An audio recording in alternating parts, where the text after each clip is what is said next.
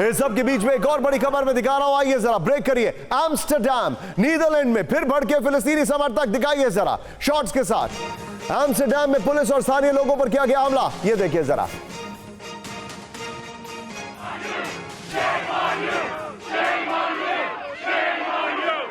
पिछले 4 दिनों से एम्स्टरडैम में हिंसक प्रदर्शन जारी है। ये दोनों ब्रेकिंग, दोनों शॉट दिखाइए जरा। एक तरफ पेरिस और दूसरी तरफ एम्स्टरडैम।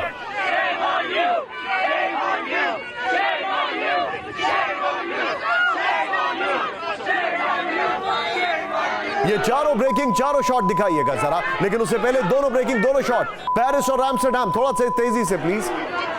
ये देखिए, पेरिस एक तरफ और एम्स्टरडैम एक तरफ। ये तस्वीर है आपके सामने विरोध की। अब जरा चारों ब्रेकिंग, चारों शॉट दिखाइए जरा। चारों ब्रेकिंग, चारों शॉट। एक तरफ हिजबुल्लाह से जंग, दूसरी तरफ हमास से जंग, तीसरी तरफ विरोध और एक और विरोध। मैं सीधे चलूंगा, ये एक अजीब सा मिश्रण है। सीधे चलूंगा विनोद सर के पास। विनोद सर, ये बड़ा हैरान करने वाली तस्वीरें आ रही हैं सर, और ये मैं आपसे इसलिए बोल रहा हूं क्योंकि ये बता रही हैं एक तरफ दुनिया में बहुत एक्सट्रीमिज्म भी दिखाई दे रहा है, दूसरी तरफ जो जंग के बादल हैं वो इतने घने हो चुके हैं कि अब वहां पर कोई रिलीफ नहीं दिखाई दे रहा है। पर्सपेक्टिव के लिहाज से, क्योंकि आप यूरोप भी ट्रैवल कर रहे हैं, आप मिडिल ईस्ट भी ट्रैवल कर रहे हैं, क्या आपको लग रहा है कहीं पर भी कोई भी ऐसा निकल कर आ रहा है अगले 1-2 महीने में जो इस युद्ध को, इस परसेप्शन को चेंज करेगा? मुश्किल है निशांत जी, क्योंकि मेरा रिसेंट यूरोप ट्रिप का मैं अपना व्यक्तिगत एक्सपीरियंस बता रहा हूँ। एम्स्टरडैम, जहां जिसकी आपने जिक्र की, एम्स्टरडैम में ये विरोधी दौड़ रहे हैं, पुलिस पीछे पीछे दौड़ रहे हैं और मैं साइड पे खड़ा देख रहा हूँ, और लाठीचार्ज पे lathi charge. Same thing with Belgium.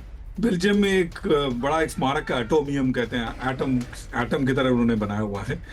उसके नीचे मैंने ये नोटिस किया कि पुलिस की जो लाठीचार्ज चल रही है और लाठी खा रहे हैं लोग, और बेहिसाब अराजकता फैला हुआ है। घरों में अगर घुस गए, अभी विंटर टाइम में ये लोग घरों में घुस गए। बेल्जियम में, फ्रांस में, एम्स्टरडैम में आप इनको बाहर नहीं निकाल सकते हैं। स्क्वाटिंग रूल करके कुछ बनाया हुआ इन्होंने। आपके घर, अगर आप गलती से ताला नहीं लगाते हैं घर पे, या ये ताला तोड़ करके घर के अंदर आ जाते हैं, यू कैन नॉट रिमूव दम। ये लॉ है इनके जगह पे। तो ऐसे अजीबोगरीब लॉ आप देख ही रहे हैं। इटालियन प्राइम मिनिस्टर का जो आदेश था उसको उनके कोर्ट ने खारिज कर दिया। तो इट इज बहुत ही, इन्होंने अपने आप को इस तरह से झंझोड़ दिया है कि इसका कोई हल मुझे नहीं नजर आ रहा है। लेकिन इस सब के बीच में एक और बड़ी खबर, सीधे आइए फ्लोर ब्रेकिंग में आपको दिखाने वाला हूं। बड़ी खबर, गाजा भरपूर कब्जे की तैयारी में इजराइल। ब्रेक करिए। गाजा में 2026 तक जारी रहेगा आईडीएफ का ऑपरेशन। गाजा में सड़क, मोबाइल नेटवर्क बना रही है आईडीएफ। बड़ी खबर। मैं चाहूंगा जरा इसका ब्रेकिंग का म्यूजिक ऑन रखिएगा जरा।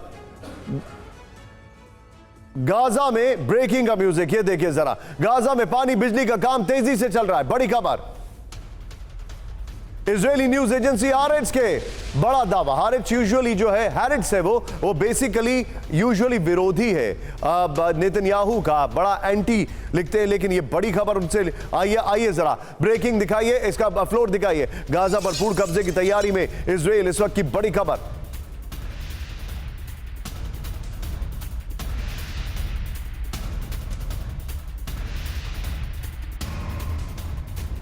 में लंबे वक्त तक इजरायली सेना रहेगी, इस वक्त की बड़ी खबर मैं आपको दिखा रहा हूं। बगल में ब्रेकिंग और शॉट दिखाइएगा। 2026 तक इजरायली सेना का ऑपरेशन जारी रहेगा। बड़ी खबर, गाजा में नई सड़कें बना रही है इजरायली सेना। बड़ी खबर, गाजा में रहने के लिए पानी बिजली की व्यवस्था बना रही है आईडीएफ। पुरानी इमारतों को हटाकर नई बिल्डिंग बना रही है। गाजा में आईडीएफ के स्थानीय सैन्य बेस बनाए जा रहे हैं। द क्रैडल के हवाले से खबर है। और अब बड़ी खबर, मैं चाहूंगा इस खबर को लेकर जरा यहां से हम जूम इन करेंगे। ये खबर मेरे बगल में दिखाइएगा। नेतन्याहू की हम बात कर रहे हैं। आइए जरा सीधे आइए। नेतन्याहू पर चलेगा भ्रष्टाचार का केस। ब्रेक करिए जरा।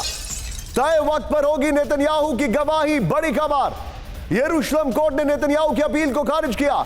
नेतन्याहू ने गवाही को 10 हफ्ते बढ़ाने की मांग की थी। इस वक्त की बड़ी खबर, यह बहुत बड़ी खबर है। सीधा आइए इसके फ्लोर पर। नेतन्याहू बहुत गिरते हुए जा रहे हैं, यह बहुत बड़ी खबर है। सीधा आइए, यह बड़ी खबर है। नेतन्याहू पर जारी रहेगा भ्रष्टाचार का केस। यह देखिए जरा। और नेतन्याहू पर धोखा, रिश्वतखोरी और धोखाधड़ी के आरोप के पर केस है। यरूशलेम कोर्ट ने नेतन्याहू की अपील खारिज की है। नेतन्याहू ने गवाही को 10 हफ्ते बढ़ाने की मांग की थी। नेतन्याहू को अब 2 दिसंबर को कोर्ट में गवाही देनी होगी। नेतन्याहू पर मुकदमे से बचने के लिए युद्ध खींचने का आरोप है। 2019 में नेतन्याहू के खिलाफ भ्रष्टाचार का मुकदमा दर्ज किया गया था। यह बड़ी खबर आ रही है, लेकिन मैं सीधे एक रिएक्शन इस पर सीधे मैं लेना चाहूंगा। मेरे साथ है बख्शी सर, थोड़ा सा शार्प रिएक्शन लूंगा। I have only 30 seconds. Sir, Netanyahu पर बहुत बड़ा आरोप लगा है कि वो युद्ध को इसलिए बढ़ा रहे हैं जिससे कि उनकी कोर्ट हियरिंग्स रुक जाएं। बेशक ये इल्जाम लग रहा है। खासकर गैलेंट जो उनके डिफेंस मिनिस्टर थे, बड़े पॉपुलर, बड़े इफेक्टिव, उनको जब से उन्होंने सैक किया है, और सैक करने की वजह थी कि वो पूछ रहे थे गाजा में हम कब तक रहेंगे, हमारा टास्क खत्म हो चुका है, होस्टेजेस की नेगोशिएशन की जाए और वहाँ लड़ाई बंद करके हिजबुल्लाह पर फोकस किया जाए। उन्होंने उनको सैक कर दिया। इससे काफ़ी आक्रोश है इजराइल में। पहले से ही सर, मैं माफी चाहूंगा, मुझे आपको थोड़ा सा रोकना पड़ेगा बख्शी सर। मेरा समय शो का समाप्त हो रहा है। आप तीनों का बहुत बहुत शुक्रिया सर। लेकिन बड़ी खबर इस वक्त की, फ्लोर ब्रेकिंग सीधा ये बहुत बड़ी खबर मैं दिखा रहा हूं। CIA अधिकारी ने लीक किया इजरायली प्लान। ब्रेक करिए इस वक्त की बड़ी खबर। ईरान पर इजरायली हमले का प्लान लीक करने का आरोप। बड़ी खबर,